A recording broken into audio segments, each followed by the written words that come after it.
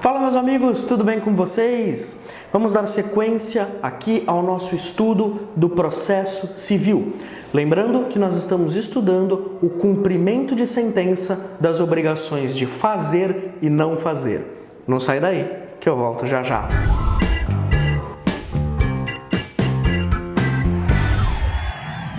Muito bem, meus caros, então retomando aqui o nosso conteúdo de processo civil, nós estamos estudando as obrigações de fazer e não fazer, né?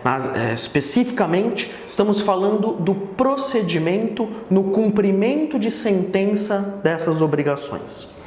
No vídeo anterior, nós começamos falando sobre tutela específica e resultado prático equivalente.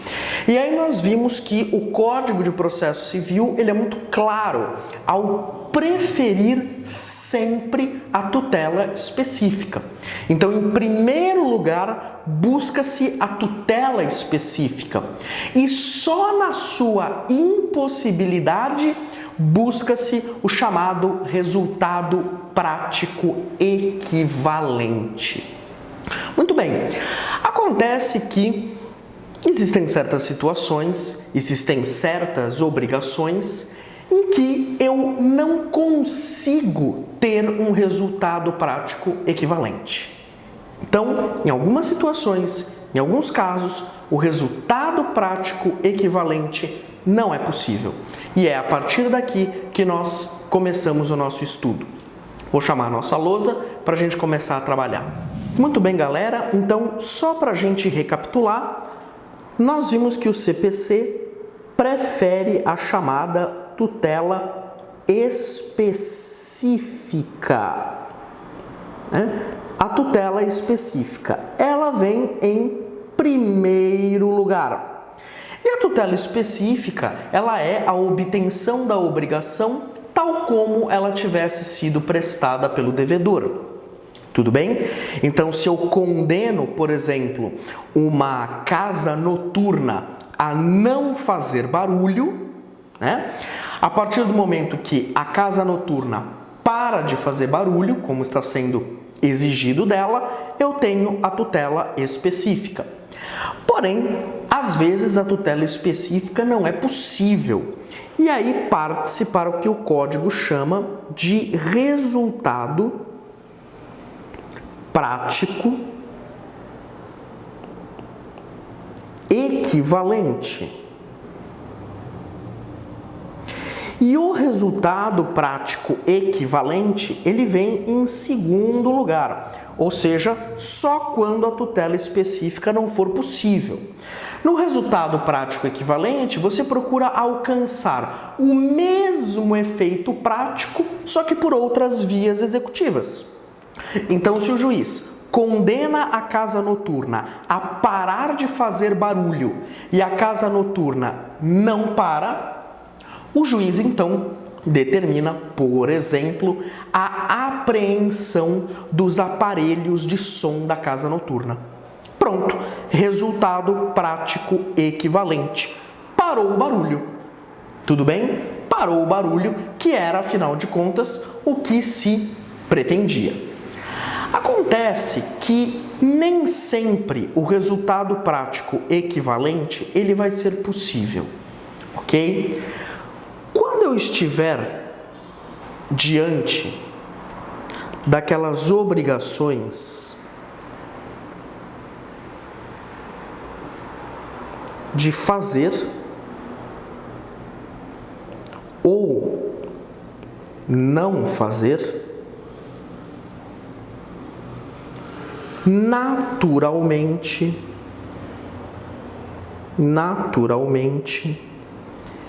infungíveis.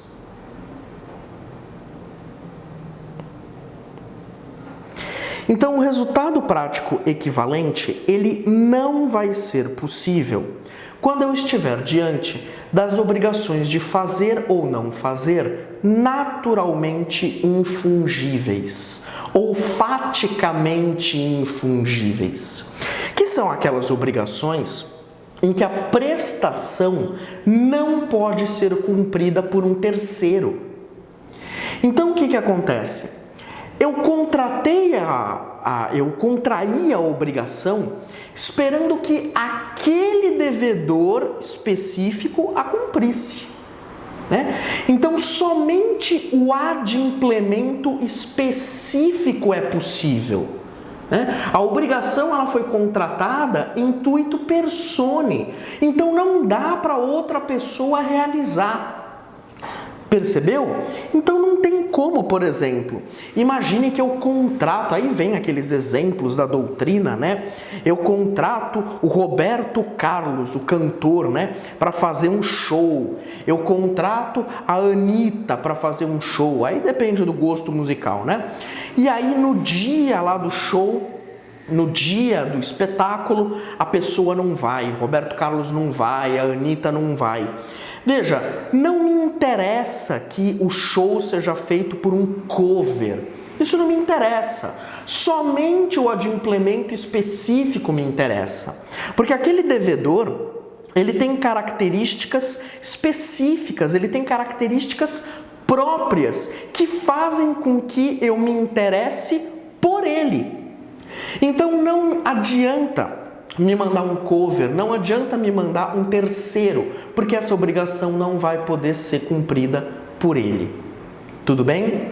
Nesse caso, não sendo possível o resultado prático equivalente, então somente as perdas e danos que irão resolver a questão, né? Então, se a pessoa, o famoso, não vai fazer o show, não vai dar a entrevista, como eu não posso substituir, então o que resta ao credor, infelizmente, é apenas as perdas e danos.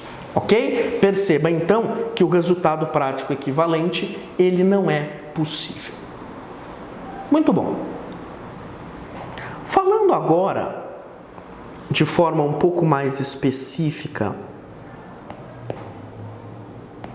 sobre as perdas e danos, nós sabemos que o Código prefere a tutela específica, em primeiro lugar, não sendo possível a tutela específica, em segundo lugar vem o resultado prático equivalente, e somente em terceiro lugar, ou seja, só quando nenhum dos outros dois for possível, é que eu resolvo a questão em perdas e danos. Então o Código trata as perdas e danos como última opção. Última opção. Salvo, e aqui vem uma exceção, salvo se o próprio autor as requerer. Salvo se o próprio, se o próprio autor as requerer. Então veja, a não ser que o autor requeira, o réu só será condenado em perdas e danos se não for possível nem a tutela específica e nem o resultado prático equivalente. É o que diz o artigo 499 do CPC. Tudo bem? O artigo 499 do CPC deixa claro que a obrigação ela somente será convertida em perdas e danos se o autor requerer ou se impossível a tutela específica ou obtenção do resultado prático equivalente. Ok? É claro, e aqui eu faço novamente aquela ressalva, pessoal, de que em alguns casos as perdas e danos são a única opção possível. Tá? A única opção possível. Eu dou até um outro exemplo para vocês, né? Imagine que eu tenho aqui um dever de sigilo. Eu tenho um dever de sigilo, né? Ou seja, eu tenho uma obrigação de não fazer. Veja, a partir do momento em que eu, que tenho o dever de sigilo, a partir do momento que eu descumpro esse dever e eu quebro o sigilo, veja, não dá para se falar em tutela específica e nem em resultado prático equivalente. Então, por exemplo, eu deveria guardar segredo a respeito de uma determinada informação.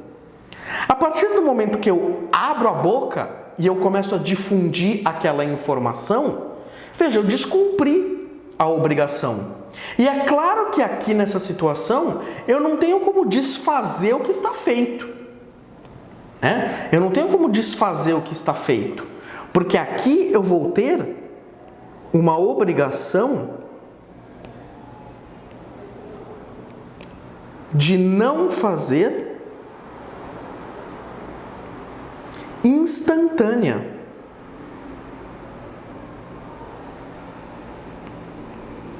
Uma obrigação de não fazer instantânea.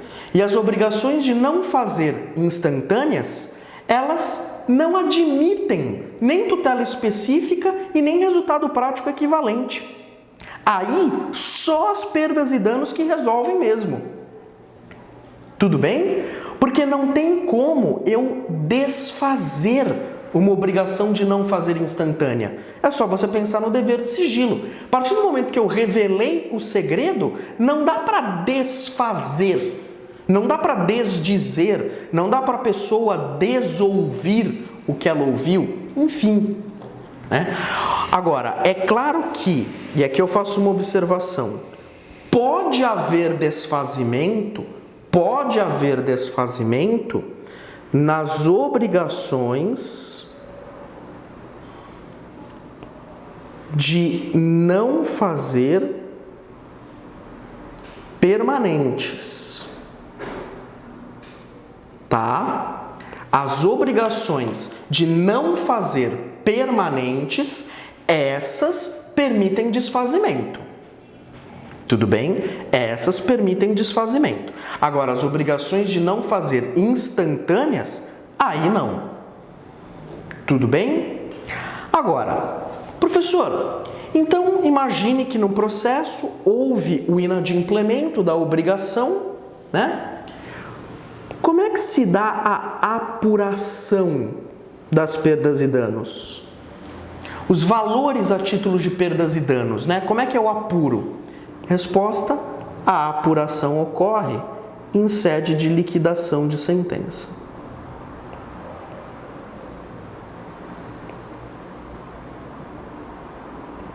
Tudo bem?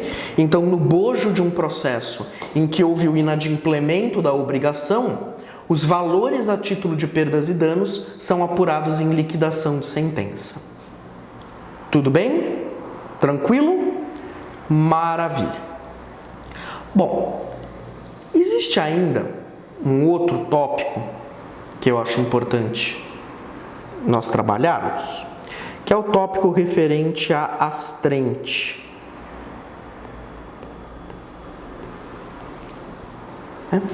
Esse tópico sobre a astrente, ela tem uma relevância muito grande quando nós falamos aqui em obrigações de fazer e não fazer, tá? Porque a astrente, ela seria a multa para forçar o cumprimento da obrigação.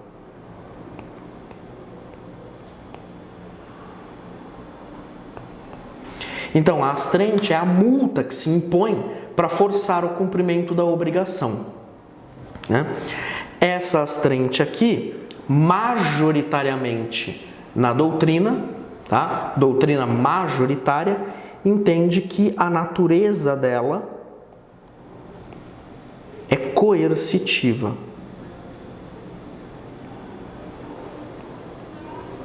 Tá? Maioria da doutrina entende que a natureza jurídica da astrente é coercitiva, embora você tenha vozes que sustentem que ela teria um caráter sancionatório ou até mesmo misto, tá? Mas sem sombra de dúvida, posição majoritária da doutrina, a natureza dela seria coercitiva, tá? Importante ainda falar o seguinte: nos termos do artigo 537, parágrafo 2º do nosso querido CPC, o destinatário da multa, o destinatário dos valores, né, é o exequente. É o exequente.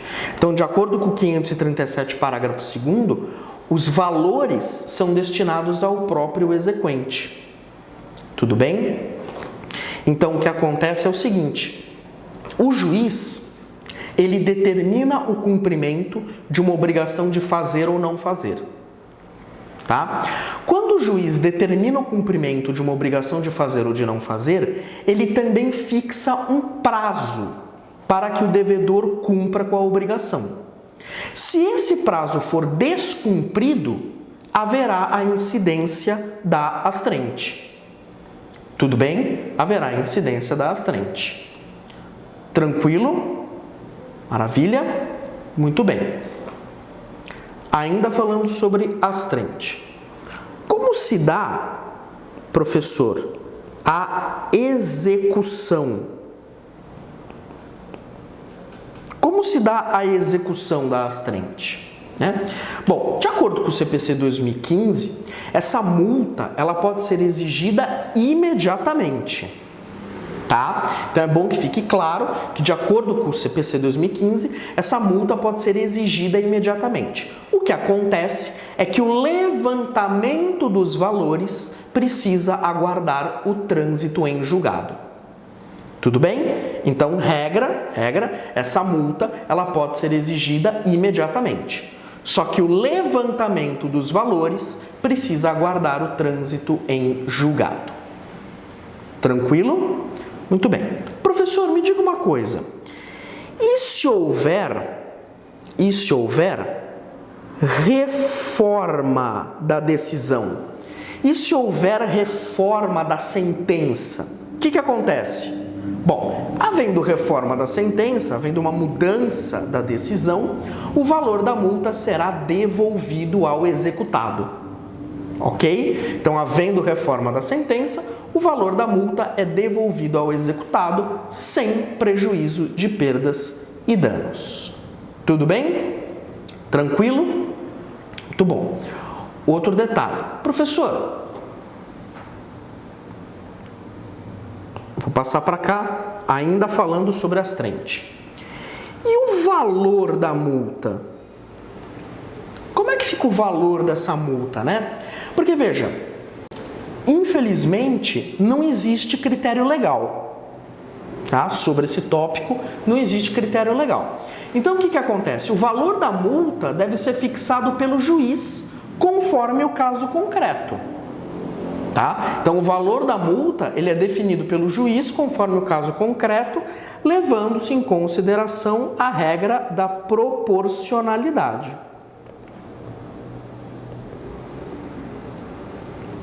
Ok? Então, leva-se em conta a regra da proporcionalidade.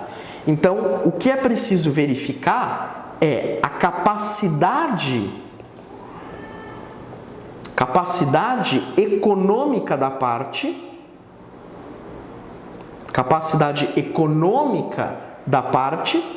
e a gravidade do inadimplemento.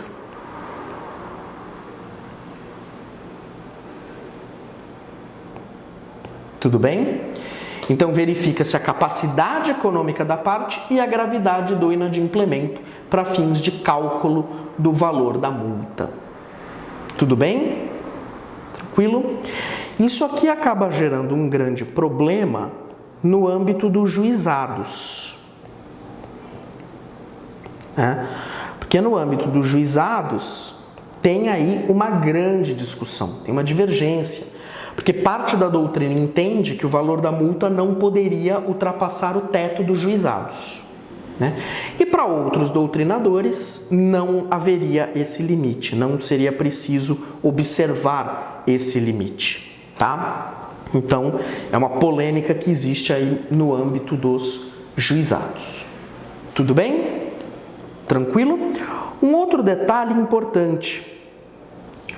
É possível que o valor da multa supere o valor da obrigação principal.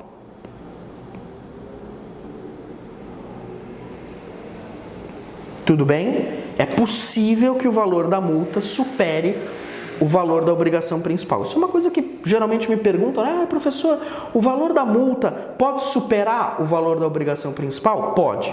Nesse caso aqui pode. Tá? E como ficaria a periodicidade? Como ficaria a periodicidade da multa, né? Bom, a periodicidade, meus caros, ela é decidida pelo juiz conforme o caso concreto, tá? Então, a periodicidade, ela é decidida pelo juiz conforme o caso concreto, tá? Agora, uma observação ainda interessante, um outro ponto sobre a astrente que vale a pena, é a previsão do artigo 537, parágrafo 1º do CPC, que autoriza aquilo que nós chamamos de adequação da multa. Adequação da multa. Tá? Porque o 537, parágrafo 1º, diz que o juiz pode, seja de ofício ou a requerimento, modificar o valor ou a periodicidade da multa, vincenda ou excluí-la, se essa multa se tornar insuficiente ou excessiva, tá? Então, se a multa se torna insuficiente ou excessiva, ou se o obrigado ele demonstrou cumprimento parcial superveniente da obrigação, tá? Ou justa causa para o descumprimento. Então, isso está lá no parágrafo 1º do 537. O juiz ele pode adequar a multa, ele pode mexer tanto no valor como na periodicidade da multa vincenda, tá? Então, ele verifica, por exemplo, que a multa se tornou insuficiente ou que a multa se tornou excessiva, ele pode mexer no valor. Se o juiz verifica que o sujeito cumpriu parcialmente a obrigação ou apresentou uma justa causa para o descumprimento, também pode mexer no valor, né? No valor ou na periodicidade da multa. Tudo bem? Então, esse 537, parágrafo 1º, permite essa adequação da multa, né? O juiz ele pode mexer tanto no valor como na periodicidade da multa vincenda, ou eventualmente até excluir a multa, né? Se for o caso. Desde que ele verifique que, por exemplo, essa multa se tornou insuficiente ou excessiva, tá? Ou o sujeito cumpriu parcialmente a obrigação ou apresentou justa causa para o seu descumprimento. Tudo bem? E por fim, uma última informação. Cumulação da astrente. Professor, é possível cumular a astrente com outras multas? Resposta: sim. É possível a acumulação da astrente com multas de outra natureza, tá? Então, por exemplo, eu posso acumular a astrente com uma multa por litigância de má-fé, tá? Seria possível, né, cumular uma astrente com uma multa por litigância de má-fé. A acumulação da astrente é possível com multas de outras naturezas. Tudo bem? Tranquilo, meus caros? Muito bem, galera. Vamos parando esse vídeo por aqui.